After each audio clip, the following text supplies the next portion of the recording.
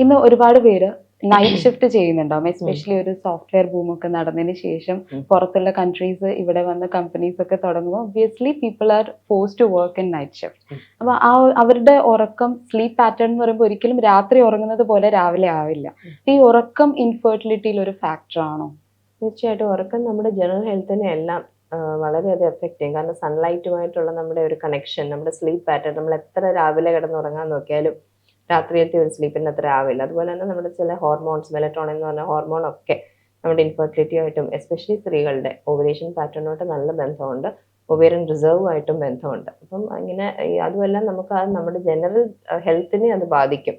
Obesity ഒക്കെ അങ്ങനെയുള്ളവർക്ക് കൂടുതലായിട്ടാണ് കാണുന്നത്. അപ്പോൾ അതും ഇൻഡയറക്ട്ലി ആണെങ്കിലും നമ്മുടെ ജനറൽ ഹെൽത്തിനെ നല്ല രീതിയിൽ അത് അഫക്റ്റ് ചെയ്യും. ഒരു പ്രോപ്പർ സ്ലീപ്പ്, ലോങ് സ്ലീപ്പ്, ഒരു ബ്രെയിനിനുള്ള റെസ്റ്റ്, അതെല്ലാം നമ്മുടെ കാരണം നമ്മുടെ ബ്രെയിൻ, നമ്മുടെ റിപ്രൊഡക്റ്റീവ് ഹോർമോൺസിന്റെ എല്ലാം origin Nokia pituitary gland in the brain ആണ്. അപ്പോൾ അവിടെ നിന്ന് അത് പൾസറ്റൈലായിട്ട് സെക്രീറ്റ് ചെയ്യണമെങ്കിൽ ആ sleep pattern is very important.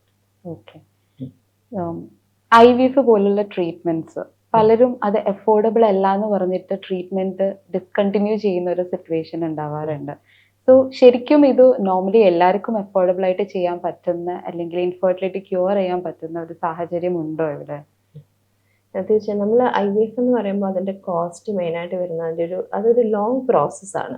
അതുമല്ല നമ്മൾ മറ്റ് നമ്മൾ സാധാരണ പനിയും ചുമയും പോലുള്ള ട്രീറ്റ്മെൻ്റ് അല്ല. ഒരു കുഞ്ഞ് ജീവൻ എടുത്ത് വരണമെങ്കിൽ അതിന് പല സ്റ്റെപ്സ് ഉണ്ട് അതിനകത്ത്. അപ്പം അത് ഫീമെയിൽസിനാണെങ്കിലും മെയിൽസിനാണെങ്കിലും നമ്മൾ ആ പ്രൊലോങ്ഡ് ആയിട്ട് കൊടുക്കുന്ന ഒരു എന്താ പറയുക ട്രീറ്റ്മെൻ്റ് ആയിരിക്കാം അവർക്ക് അതിൻ്റെ റിസൾട്ട് ഫെച്ച് ചെയ്യുന്നത്. അപ്പം ഒറ്റ സൈക്കിളിൽ തന്നെ അത് റിസൾട്ട്സ് ഫെച്ച് ചെയ്യണം എന്നില്ല.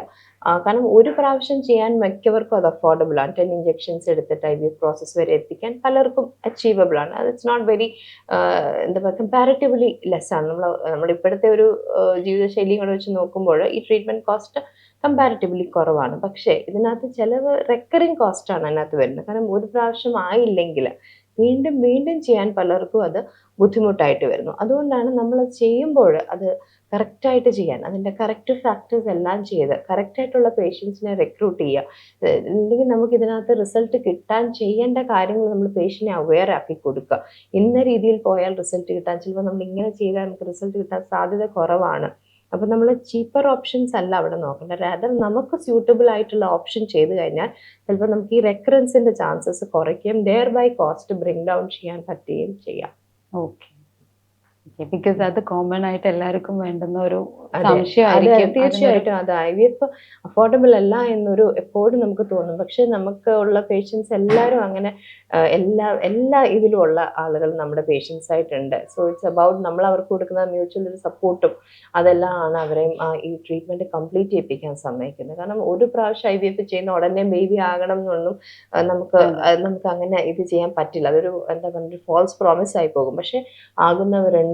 ചിലപ്പോൾ 1 അല്ല 2 പ്രാവശ്യം ആകും, 3 പ്രാവശ്യം. പക്ഷെ ആ കൺസിസ്റ്റൻസി അതാണ് അതിനകത്ത് ഏറ്റവും പ്രധാനപ്പെട്ട കാര്യം. അത് നമ്മളും പേഷ്യൻറ്റും ഡോക്ടറും തമ്മിലുള്ള ഒരു വിശ്വാസവും അതുപോലെ തന്നെ അവർക്ക് നമ്മൾ കൊടുക്കുന്ന ഒരു സ്ട്രെങ്ത്തുമാണ് അവരെ അത് കണ്ടിന്യൂ ചെയ്യാൻ അത് ഹെൽപ്പ് ചെയ്യുക. മാമിൻ്റെ അടുത്ത് ഇത്ര നേരം സംസാരിച്ചതിൽ നിന്ന് ഇൻഫെർട്ടിലിറ്റി എന്താണെന്നും വാട്ട് ആർ ഇറ്റ്സ് കോസസ്, അതുപോലെ എങ്ങനെയൊക്കെ നമുക്ക് അഫോർഡബിൾ ആയിട്ട് ട്രീറ്റ് ചെയ്യാം, കുറേ മിസ്കോൺസെപ്ഷൻസ് എങ്ങനെ ഒഴിവാക്കാം, ഇങ്ങനെ കുറേ കാര്യങ്ങൾ നമുക്ക് മനസ്സിലായിട്ടുണ്ട്. So thank you so much for spending your valuable time with us. Thank you for having me. Thank you.